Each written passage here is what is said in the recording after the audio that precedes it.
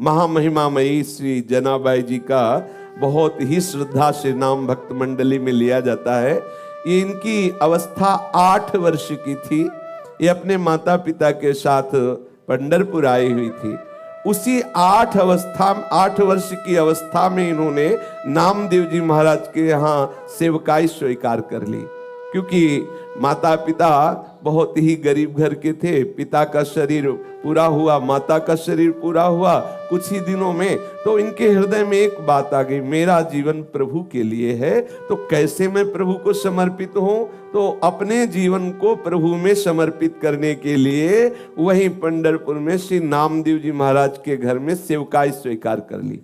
भक्त की सेवकाई से प्रभु कितने प्रसन्न होते हैं। हमारे हृदय में यदि भक्तों के प्रति श्रद्धा हो जाए तो भगवत प्राप्ति कितनी सरल है, इस प्रसंग से देखिए। श्री जनाबाई जी प्रायः संत सभा में नामदेव जी की दासी के रूप में प्रसिद्ध हुई है। ये जनाबाई जी को महाराष्ट्र में बहुत आदर से नाम लिया जाता है और इनके बहुत महिमामय पद भी हैं। और ऐसी इनकी नाम में प्रीति हुई नामदेव जी के प्रभाव से कि बड़े बड़े सिद्ध संत जन इनका स्मरण करते थे। कबीर दास जी जैसे सिद्ध संत जनाबाई जी के चरणों में प्रणाम करते थे। ये नामदेव जी के संग की महिमा का प्रभाव। उनका जन्म गोदावरी तट पर गंगाखेड़ नामक एक ग्राम में हुआ था। इनके पिता का नाम दमा और माता का नाम करुंड था। बचपन में ही इनकी मां पधार गई और पिता जो इनको विट्ठल भगवान के दर्शन के लिए लाए, तो वहीं उनका भी शरीर पूरा हुआ और ये नामदेव जी के चरणों में समर्पित हो गई। इनके हृदय में एक बात आई कि प्रभु की प्राप्ति का उपाय एक ही है, कोई भक्त प्रसन्न हो जाए, कोई भक्त मुझे अपना के दे। और भगवान इस बात की बाट जो होते रहते हैं, जब तक कोई भक्त प्रभु के अनुराग में जो डूबा हुआ है वो अपना नहीं कहता, तब तक प्रभु हृदय से नहीं लगाते। जनाबाई जी के हृदय में भगवत प्रेरणा से बात आ गई थी कि कोई भक्त हम पर कृपा कर दे तो हमें भगवान का साक्षात्कार हो जाए। इसलिए उन्होंने सेवकाई स्वीकार कर ली नामदेव जी के यहाँ, और अन्य आश्रय कोई रह नहीं गया था। नामदेव जी निरंतर भजन परायण, निरंतर नाम में डूबे रहते थे। नामदेव जी जैसे महात्मा की सेवकाई मिल जाए, ये तो प्रभु की सेवकाई से भी बढ़कर के है। अब जनाबाई जी के हृदय में एक ही बात थी कि मैं नामदेव जी को प्रसन्न कर लूं। नामदेव जी के पूरे परिवार के कपड़े धोना, पूरे परिवार के लिए आटा पीसना, पूरे परिवार के लिए भोग तैयार करना, पूरे परिवार के लिए हर समय अपने प्राणों को समर्पित किए हुए तन्मयता पूर्वक सेवा करना। बर्तन मांज रही हैं, कपड़ा धो के ला रही हैं, झाड़ू पोछा कर रही हैं। आप सोचो, पूरे परिवार की स्वयं सेवा करती। उनकी सेवा में एक बड़ा आनंद प्रकट होने लगा। वो इस भाव से कि नामदेव जी की जिस दिन कृपा दृष्टि हो गई उस दिन मुझे भगवत साक्षात्कार हो जाएगा। अब नामदेव जी की सेवा प्रभाव से निरंतर नाम चलने लगा। भजन न होई संग बिनु। देखो, संग हुआ, अब चेष्टा नहीं करनी पड़ रही। जो नामदेव जी जप करते थे, वही जो कीर्तन करते थे, वही जनाबाई कीर्तन करने लगी, नाम स्मरण करने लगी। नाम स्मरण करते करते कभी जैसे पोछा लगा रही, एकदम हाथ रुक गए, अश्रु चलने लगा, प्रभु के लिए विकलता प्रकट होने लगी, भाव दशाएं उनकी आने लगी। श्री जनाबाई जी के हृदय में विट्ठल भगवान के प्रति प्रबल आसक्ति होने लगी। जब कभी सेवा से अवसर मिलता, मंदिर में जाती, ठाकुर जी को देखती ही रहती, और देखते देखते एकदम विकलता होती तो रोने लगती, एकदम आनंद बढ़ता तो नाचने लगती। ऐसी दशा जनाबाई जी की श्री नामदेव जी की सेवा से होने लगी। जनाबाई जी जब झाड़ू देती, बर्तन मांजती, कपड़े धोती, जल भरती, चक्की पीसती, ये सभी कार्य करते हुए सावधानी ये रखती कि सेवा में त्रुटि न हो और नाम विस्मरण न हो। ऐसे जनाबाई श्री नामदेव जी की सेवा में मगन रहने लगी। एक क्षण के लिए भी भगवत विस्मृति नहीं और सेवा में पूरी सावधानी की, कहीं सेवा में त्रुटि न हो जाए, कहीं हमारी जो अंदर की वृत्ति है वो इस तरह न डूब जाए कि सेवा छूट जाए। क्योंकि सेवा भक्त की प्रसन्नता के लिए, और भक्त की प्रसन्नता से हमारे विट्ठल भगवान रीझ जाएंगे, ये हृदय में धारणा। और भगवान नाम का ऐसा प्रभाव हुआ कि अब उनके आंसू नहीं रुकते। सोहनी लगा रहे, अश्रु प्रवाह हो रहा, बर्तन मांज रहे, अश्रु प्रवाह हो रहा। देखो कैसी कृपा हुई भक्त संग की, जिसकी बड़े बड़े साधु जन, उपासक जन आकांक्षा करते, वो जनाबाई को प्राप्त हो रहा है। वो कभी रोते रोते सेवा करते करते एकदम व्याकुल हो जाती, हा विट्ठल, हा विट्ठल, हा पांडुरंगा, ऐसे पुकार पड़ती। प्रभु के लिए प्रत्येक चेष्टा करने वाले के हृदय में विकलता आ ही जाती है। जहां थोड़ी चेष्टाएं प्रभु के लिए है और थोड़ी चेष्टाएं स्वसुख वांछा की है, उपासक है, लेकिन ये व्याकुलता नहीं आएगी। जैसे प्रश्न होता है कि हम प्रभु के लिए कब व्याकुल होंगे, तो पकड़ो ये बात, जो भी आप सेवा, चेष्टा, व्यापार, नौकरी, व्यवहार जो भी करते हैं वो प्रभु की प्रसन्नता के लिए सांगोपांग करें। और सावधानी ये रहे कि अंदर से भगवत स्मृति का तार ना टूटने पावे। फिर आप देखना सेवा करते करते व्याकुलता आने लगेगी, आप विकल होकर बीच में एकदम पुकार उठेंगे, हाँ प्रभु कब मिलोगे। ये व्याकुलता तभी आती है। अपने लोगों को क्या है, थोड़ी देर तो भजन साधन करते हैं, इसके बाद स्वसुख वांछा की चेष्टा करते हैं। आप देख लेना, अपने सुख की, शरीर सुख की, इंद्रिय सुख की चेष्टाएं जो करते, वही व्याकुलता नहीं होने देती। अब एकादशी के दिन नामदेव जी के यहाँ रात्रि में भक्त मंडली एकत्रित होती और कीर्तन करती। कोई मृदंग बजा रहा है, कोई करताल बजा रहा है, कोई नृत्य करते हुए नाम कीर्तन कर रहा है, कोई प्रभु की आनंदमयी लीलाओं का गायन कर रहा है, तो कोई एकांत में बैठा हुआ उन लीलाओं को सुनकर, उन कीर्तन को सुनकर, भक्तों की भावदशा को देखकर अश्रु प्रवाह कर रहा है। पूरी रात्रि, एकादशी की रात्रि में नामदेव जी के यहाँ ऐसा कीर्तन होता। और जनाबाई सब सेवा करके एकांत कोने में खड़ी रहती। नामदेव जी और बड़े बड़े भक्तों की भाव दशाएं देखती तो उसके हृदय में और विकलता बढ़ती। संकीर्तन के आनंद सागर में वो पूरी रात डूबी रहती, उसको ये पता ही नहीं चल पाता कि कितने कम समय में रात्रि व्यतीत हो गई। जैसे कल्पों की लीला सखियों को एक क्षण के समान लगती है। प्रिया प्रीतम के एक एक लीला में कल्प कल्प विहार करते, और सखियों को लगता है तो अभी अभी इसी क्षण लीला प्रारंभ हुई। ऐसी प्रिया प्रीतम को भी लगता है कल्पों शैया में विलास कर रहे हैं, उनको लगता है अभी तो हम मिले ही नहीं। ऐसा ये महाप्रेम का स्वरूप है। श्री जनाबाई को पूरी रात्रि कीर्तन और गुणानुवाद सुनने पर ऐसा आनंद आता, लगता कि रात्रि तो बहुत कम समय की हुई, एक क्षण में व्यतीत हो गई। उषा काल होते ही, प्रातः काल होते ही सब भक्त मंडली अपनी दिनचर्या को जाती, और ये बावरी हुई भगवत प्रेम की मादकता में ठाकुर जी के प्रसन्नता के लिए श्री नामदेव जी की सेवा में मगन रहने लगती। अब इनको आज लगा कि अरे आज तो सूर्यदेव उदय हो गए, सब भक्तजन चले गए और मुझे तो होश ही नहीं रहा, ये तो बहुत बड़ी त्रुटि हो गई। एक दिन एकादशी में ऐसी आनंद वृत्ति में रात्रि में डूबी कि सब भक्त कीर्तन करके चले गए और ये डूबी ही रही। देखा सूर्य चढ़ गए हैं, प्रकाश हो गया है। अब चेतना जगी तो इनको लगा कि जो हमारी नामदेव जी के प्रति सेवा वृत्ति थी, ये तो बहुत हमारे अंदर त्रुटि हो गई, कैसे पूर्ण सेवा हो पाएगी। सबके लिए आटा पीसना है, सबके लिए सब व्यवस्थाएं अकेले करती। और देखो उसमें ये नहीं कि मुझे करना पड़ता है, ऐसा नहीं, उत्साहित होकर प्रसन्न मुद्रा में करती। आंख खुली, देखा तो बहुत देर हो गई, कैसे नामदेव जी की पूरी हम सेवा कर पाएंगी। जल्दी जल्दी से घबरा कर सोचा कि सबसे पहला काम करते हैं कि हम वस्त्र जो सबके स्नान किए हुए हैं पहले उनको धो के फैला देती। जल्दी से वस्त्र लिए और वस्त्र लेकर के धोने के लिए वो भागी। फिर एकदम दिमाग में आया कि अभी तो बहुत से पात्र पड़े हैं, उनको मार्जन करना है और पानी भी भर के रखना है, पर चलती है पहले वस्त्र धो के आती है। जो ही चंद्रभागा नदी के पास पहुंची वस्त्र लेकर के, तो अब कई चिंताएं एक साथ। अभी तो पात्र मार्जन करने हैं, सुंदर जल भर के रखना है ठाकुर जी की सेवा के लिए, आज तो बहुत विलंब हो गया, अब आज कैसे हम सब सेवा कर पाएंगे। इतना मन में सोच रही थी कि इतने में देखा कि एक वृद्धा मैया आई और कहा कि जनाबाई तू चिंता क्यों कर रही है, सुन तू और जाके कार्य कर, मैं यहाँ तेरे कपड़े जो ये समनामदेव जी के परिवार के वस्त्र है ना, ये मैं धो देती हूँ। उन्होंने कहा नहीं नहीं आप क्यों करेंगे, आपका शरीर। बोले नहीं, सच्ची सफाई धुलाई तो हम करना जानती, पूरा जीवन हो गया, पूरा जीवन हो गया। जिसके वस्त्र को हम धुलते दोबारा वो मलिन नहीं होते हैं।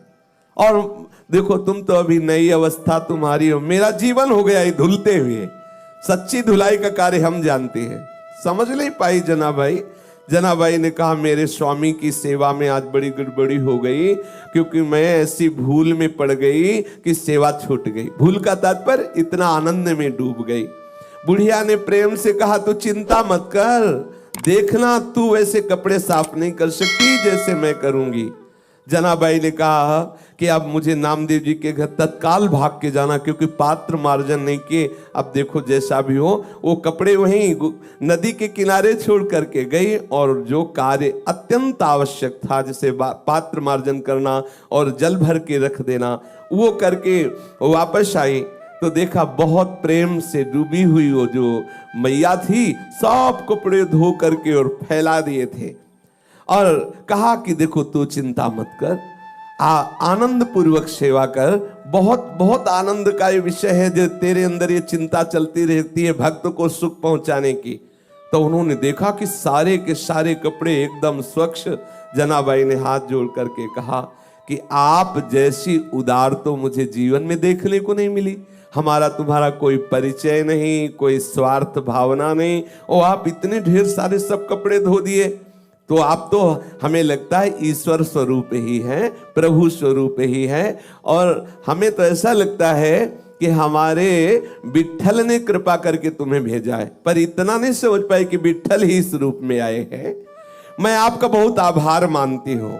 तो मैया ने कहा आभार की कौन सी बात है, मैं तो तुम्हारी ही हूँ, मैं अपनों से आभार थोड़ी प्रकट करते, मैं तो आपकी ही हूं, आप ऐसी चिंता क्यों करती है। ऐसा करके मुस्कुराते हुए वो वृद्धा माई वहां से चली और कहा कभी भी आवश्यकता हो तो मेरी याद कर लेना, आप जे भी याद करोगी मैं उपस्थित हो जाऊंगी तुम्हारी सेवा के लिए। जनाबाई जी भाव में डूब गई, क्योंकि उस वृद्धा की मुस्कुराहट ने इनके हृदय में आनंद का वर्धन किया। इनको थोड़ी देर के लिए अंतर्मुख में इतना डुबा दिया उस मुस्कुराहट ने, पूछो मत। फिर चेतना आई और सोचा कि मैंने तो पूछा नहीं कि तुम कहाँ रहती हो, तुम्हारा क्या नाम है। जब तुम कह रही हो कि कभी कार्य पड़े तो बुला लेना, तो तुम रहती कहाँ हो, तुम्हारा नाम क्या है। आसपास देखा तो वृद्धा दिखाई नहीं दी, थोड़ा दौड़ करके आसपास और देखा हो, नहीं दिखाई दी। अब तो हृदय में विकलता हुई कि शरीर को इतना यौवन का भी नहीं था कि वो हवा की तरह भाग जाए। वृद्ध थी, आखिरकार कहाँ चली गई और कौन हो सकती है। जनाबाई उस सब कपड़े लेकर के घर पहुंची और हृदय बड़ा व्याकुल था कि आखिरकार वो वृद्धा थी कौन और कैसा जादू कर गई वो अपनी मुस्कुराहट से वृद्धा कि मेरा चित्त बार बार उसी का चिंतन कर रहा है। जनाबाई गदगद कंठ से नामदेव जी के समीप गई और पूरी घटना सुनाई कि आज ऐसा ऐसा हुआ। नामदेव जी ने तत्काल जनाबाई जी से कहा रे और कोई नहीं था, वो तो विट्ठल थे, कोई दूसरा नहीं था, वो तो विट्ठल थे, ये तो विट्ठल थे, तेरे को बड़भाग्नी बनाने के लिए आए। लेकिन अरे इतना विट्ठल प्यार करते हैं तेरे से कि सब कपड़े धो दिए। उनको भी संकोच हुआ कि कपड़े तो हमारे ही सब थे। देखो आराध्य देव ने अपने सेवक के कपड़े प्रक्षालन किए, कैसी भक्ति का महामहिमा में स्वरूप है। श्री नामदेव जी ने कहा जनाबाई तेरे तो अहोभाग्य, कैसी तेरे ऊपर ठाकुर की अनुग्रह वृष्टि हुई, तू समझ नहीं पाई। अब तो जनाबाई के हृदय में और प्रणय कोप बढ़ गया। अच्छा आए भी तो ऐसे छलिया रूप रेख, और ऐसे अपने पास भी आते पक्का समझ लेना वो किसी न किसी रूप से अपने अनुरागी जनों से मिलते हैं, अपने लोगों को एक ही दृष्टि रखनी चाहिए कि कहीं ये प्रभु इस रूप में तो नहीं आ गए। हर समय सावधान रहना। हमारे सदगुरुदेव भगवान कहते हैं कि प्रभु के शरणागत जन जो हैं, जो प्रभु में अपना संपूर्ण समर्पण किए हैं, प्रभु रोज उनसे मिलते हैं। लेकिन जिस दिन आपके हृदय में व्याकुलता आ जाएगी, उसी दिन आपको परिचय मिलेगा कि वो आपसे रोज मिलते हैं। तो हृदय में बैठाना चाहिए, प्रभु मुझसे रोज मिलते हैं और किसी न किसी रूप में मिलते हैं, पर हम बहिर्मुख है ना, इसलिए हम पहचान नहीं पाते। अब जनाबाई रोने लगी कि हाय है, इतने छलिया हो कि आप आए भी और हमें परिचय भी नहीं मिल पाया, और दूसरी बात, मेरे लिए आपने कष्ट सहा, मेरे लिए इतने ढेर सारे कपड़े धोए। अब तो और हृदय में प्रेम की विकलता बढ़ने लगी। प्रभु सदैव अपने भक्त के पीछे पीछे डोलते हैं। जो परम स्वतंत्र ईश्वर है, उनको भी अगर कोई बांध सका, उनको परतंत्र कर सका, तो ये भक्त जन है। अहम भक्त पराधीनो। अब तो प्रेम पीड़ा में विकल होकर के जनाबाई सेवा करने लगी। स्वयं मूर्तिमान होकर के प्रभु जनाबाई जी के साथ चक्की पीसते आकर के। एक बार नहीं, बहुत सेवाएं। जनाबाई जी प्रेम में मगन होकर सोहनी लगा रही हैं, कूड़ा का ढेर लगाया, और जब कूड़ा भरने के लिए आई तो देखा टोकरी में लिए हुए प्रभु कूड़ा भर रहे हैं। अब बुढ़िया के रूप में नहीं आते, अब साक्षात विट्ठल के रूप में आते। अगर जनाबाई नामदेव जी के यहाँ उनको सुख पहुंचाने के लिए, उनको भोग बनाने के लिए आटा पीस रही चक्की में, तो चक्की में आटा पीसते हुए कभी कभी वो पद गाते हुए भाव में डूब जाती, तो चक्की रुक जाती, तो ठाकुर जी बैठ के चक्की पीसते। जनाबाई पद गायन करते हुए डूबी हुई है, और क्योंकि सेवा में त्रुटि न हो, इसलिए ठाकुर जी समीप आकर के चक्की पीसने लगते। जनाबाई का अभंग सुनते रहते और जनाबाई जी प्रेम में मगन होती। सी जनाबाई जी घर में सोहनी लगा रही तो कचरा उठाते साक्षात विट्ठल भगवान। अपनी टोकरी को सर पे रखे हुए पीछे पीछे जनाबाई के डोलते, जहां जाओ झाड़ करके कूड़ा एकत्रित करती, सोहनी लगा के ठाकुर जी कूड़ा भरते। कैसी भक्ति की अद्भुत महिमा! भक्त की भक्ति से कैसे प्रभु अधीन हो जाते हैं। आहा! और बार बार विट्ठल जी यही कहते जनाबाई जी से कि मैं तुम्हारा ऋणी हूं। जनी मेहड़े बिठो बाला, काय उतराई हो तुला। मैं कैसे तुमसे उऋण हो सकता हूं जनाबाई, तुम मेरे भक्त नामदेव जी की सेवा करती हो, मैं तुम्हारा ऋणी हूं। मैं तुम्हारा ये ऋण कैसे चुकाऊं, ये मुझे बता दो। कैसी अधीनता स्वीकार किए हुए है। जनाबाई अगर धान ओखली में कूट रही है तो प्रभु सामने खड़े मुस्कुरा रहे। अब बताओ, ऐसी सेवा करनी पड़े तो क्या परेशानी। धान कूट रही, सामने विट्ठल खड़े मुस्कुरा रहे। चक्की पीस रही, भाव में डूब रही, ठाकुर जी चक्की पीस रहे। वो सोहनी लगा रही तो ठाकुर जी कूड़ा भर करके टोकरी अपने माथे पे रखे। जानती हो ये कैसे हुआ? ये हुआ भक्त की आराधना से, नामदेव जी की कृपा से। इसीलिए लिखा दासी जनी। जब मैं नामदेव जी की दासी बनी, उनकी सेवा की, तो मैंने देख पाया कि द्वैत दूसरा कोई है नहीं, एकमात्र मेरा विट्ठल चराचर में व्याप्त है। संपूर्ण कलाओं से युक्त जो श्री कृष्ण है, वो सदैव मेरे सहयोग में है, मेरी सेवा में मेरे समीप है। ये मैं नामदेव जी की दासता से जान पाई। दासी जनी पाहे डोलाम, प्रभु मेरे पीछे पीछे डोल रहा है केवल नामदेव जी की दासता के कारण। एक दिन श्री विट्ठल भगवान के गले का जो बहुत महंगा हीरो से जटित पदक आभूषण था, ग्रीवा का, वो चोरी हो गया।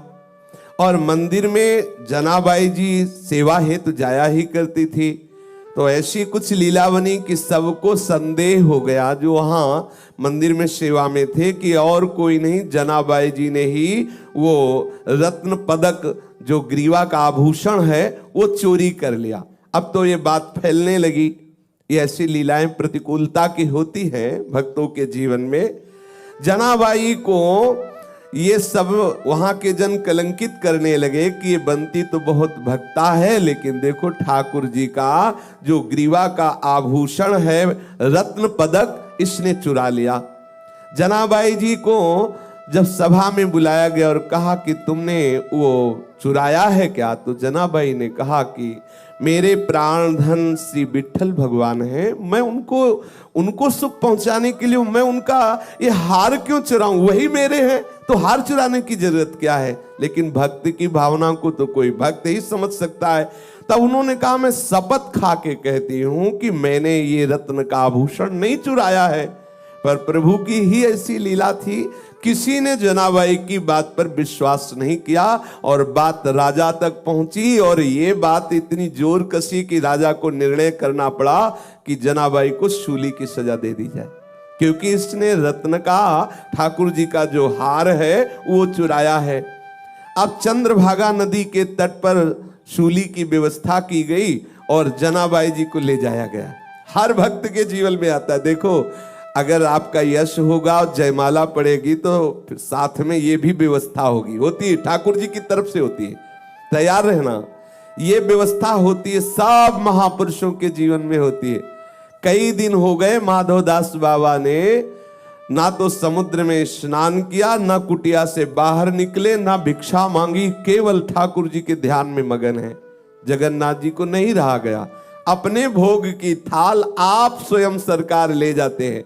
पीछे भजन में कोई विघ्न ना पड़े इसलिए पीठ करके दरवाजे की तरफ बैठे, दीवाल की तरफ मुख किए हुए हैं। पीछे से ठाकुर जी ने कहा कि बाबा ये भोग की थाल रखी है, प्रसाद पालो। बोले रख दो, जब हमें भजन पूरा हो जाएगा तो पालेंगे, फिर थाल ले जाना। अब उन्होंने विचार किया कि जब ठाकुर जी ने प्रसाद भेजा है, क्योंकि हम तो किसी से याचना नहीं की, तो भगवान ने ही प्रेरणा करके भेजा होगा। भजन पूरा किया, उठे, प्रसाद पाया और समुद्र से थाल धोकर अपनी कुटिया के पास से रख दिया। अब वहां ये हुआ कि ठाकुर जी की थाल गायब हो गई। कुछ ने बताया कि वो तो माधवदास बाबा की कुटिया के बाहर देखा है। अब वहां से पार्षद आए। अब थोड़ा विचार करो, अगर कहीं खुले में भोग लगा होता तो संशय हो सकता है कि कोई ले जा सकता है। अच्छा, ले भी जाएगा तो वो कुटिया के बाहर क्यों रखेगा, वो तो उसको एकांत में चुरा के रखेगा, वो तो धो के बाहर रखे। किसी ने नहीं ये बात समझी, खूब पिटाई हुई। अगर ये 56 भोग भी पवाते हैं तो बाहर से थप्पड़ भी पवाते हैं, दोनों के लिए थोड़ा तैयार रहना चाहिए। ठाकुर बड़े लीला बिहारी है। अब सूली की सजा निश्चित कर दी गई जनाबाई जी के लिए। अब ये बात सुन करके भक्तों को लगेगा कि जो ठाकुर जी सोहनी लगाने पर कूड़ा उठाते हैं, टोकरी माथे पे रखते हैं, वो ऐसा क्यों करवा रहे हैं। ये दिखाते हैं कि मेरे भक्त की ऐसी स्थिति होती है कि जिस माथे पे चंदन चढ़े, फूल माला चढ़े तो उनको कोई सुख नहीं, और गड़ासा चले तो कोई दुख नहीं। दिखा दिया महापुरुषों, यही पूज्यपाद सिउड़िया बाबा जी को दिखा दिया, यही वृंदावन में ही, कि मनो फूल और चंदन उनके मस्तक पर भगवान की तरह उनका अभिषेक होता और उसी मस्तक पर क्रूर कर्मी ने प्रहार किया, कई कई इंच तक गड़ास। ये महापुरुषों ने दिखा दिया, करके दिखा दिया। अब सूली पर चढ़ाने के लिए उनको बांध करके जनाबाई के हाथ ले जाया गया चंद्रभागा नदी के तट पर। जब जनाबाई ने देखा बस सूली पे चढ़ाया ही जा रहा है तो बस हृदय से की बहुत बढ़िया, जैसे विठ्ठल आपकी इच्छा, और बस विठ्ठल विठ्ठल विठ्ठल विठ्ठल विठ्ठल। जैसे जैसे वो बोलती विठ्ठल विठ्ठल वैसे सूली पिघलती जाती। जैसे मोम को आंच लगा दे तो पिघलती चली जाए, ऐसे वो आंख मूंदे। वो ये नहीं चाह रही थी कि सूली पिघले, वो तो इसलिए विठ्ठल विठ्ठल पुकार रही थी कि अब शरीर का अंत है और मैं विठ्ठल की दिव्य सेवा में जा रही हूं, इसलिए विठ्ठल विठ्ठल। जैसे ही बोलती विठ्ठल विठ्ठल विठ्ठल, वो सूली गलती चली जाती और पानी की तरह पिघल गई सूली नाम की वहां कोई चीजें नजर नहीं आई। सब आश्चर्यचकित हो गए जो राज दरबार के सैनिक थे। जनाबाई को सबने प्रणाम किया, सबने क्षमा मांगी कि गलती हो गई। ये प्रभाव दिखाने के लिए इसमें दो बातें आई। जनाबाई जी को किंचित मात्र भय नहीं, क्योंकि सूली की सजा क्या मेरे प्रीतम का विधान है और मेरे प्रीतम के मिलन के लिए अब ये शरीर छूटने वाला है, तो कोई भय नहीं। और दूसरी बात ये कि मेरा भक्त कितनी महिमा से युक्त होता है। यह है भगवत चरणारविंद के समर्पित हृदय की शक्ति, सामर्थ्य। इसीलिए प्रभु दिखाते हैं कि मेरे भक्त पर प्रकृति का कोई भी प्रहार विचलित नहीं कर सकता, नष्ट नहीं कर सकता। हाँ, ऐसी लीलाएं हुई है, प्रभु का बुलावा है। अब वो अंतिम लीला जो भी होनी हो करके वो दिव्य स्वरूप से प्रभु की सेवा में पहुंच गए। जनाबाई के चरणों में सबने प्रणाम किया। जनाबाई ऐसे भाव से मगन रहती अब तो कि बिल्कुल शरीर की शुद्धि न रहती। और उस स्थिति में सेवा के लिए जैसे कंडे थापती ना, तो कंडे से निकलता विठल विठल। ये आश्चर्य की बात है, किसी चैतन्य शरीर को छू दे और फिर वो बोले कृष्ण हरि राधा, तो अच्छा है, बढ़िया, कितना बढ़िया प्रभाव। लेकिन जड़ कंडा, उसमें कोई वाणी तो है नहीं, लेकिन कंडे से विठल विठल निकलता। एक बार कबीरदास जी महाराज श्री नामदेव जी के दर्शन करने जा रहे थे, तो उन्होंने समीप में देखा कि कुछ शोरगुल हो रहा है। तो ऐसे कौतुकवश पूछा, यहाँ क्या हो रहा है? बोले जनाबाई से कोई स्त्री लड़ रही है। क्यों लड़ रही? अच्छा, जनाबाई कौन? बोले नामदेव जी की सेवा में रहती है वो बाई जी। तो और नजदीक गए, तो क्या इस लड़ाई क्या हो रही? बोले कंडे पर। तो उनको विचार आया कि कंडे पर लड़ाई, भक्त के द्वारा कंडे पर लड़ाई। तो ऐसी आनंद मगन होकर के सुन रहे थे। वो कह रही थी कंडा मेरे, जनाबाई ने कहा नहीं मेरे कंडा है। तो बोले तेरे कंडा की पहचान क्या है? बोले कान में लगा के देखो, कंडा बोल रहा है विठल विठल विठल। ये आश्चर्य की बात, ये आश्चर्य की बात। नाम जड़ वस्तु से गूंजने लगा।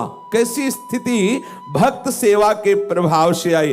कबीरदास जी ने भी कान में कंडा लगाया कि आखिरकार ये सामने वाली स्त्री जो कह रही है कि हाँ हाँ इनके कंडे से तो विठल विठल ने, कबीरदास जी ने भी लगा के देखा विठल विठल विठल। जनाबाई जी के चरणों में प्रणाम किया कि जिस महान भागवत की सेवा में रहने वाली दासी के ऐसे महामहिमा में परमाणु है, छू लिया जड़ वस्तु को तो वो विठल विठल बोल रही है।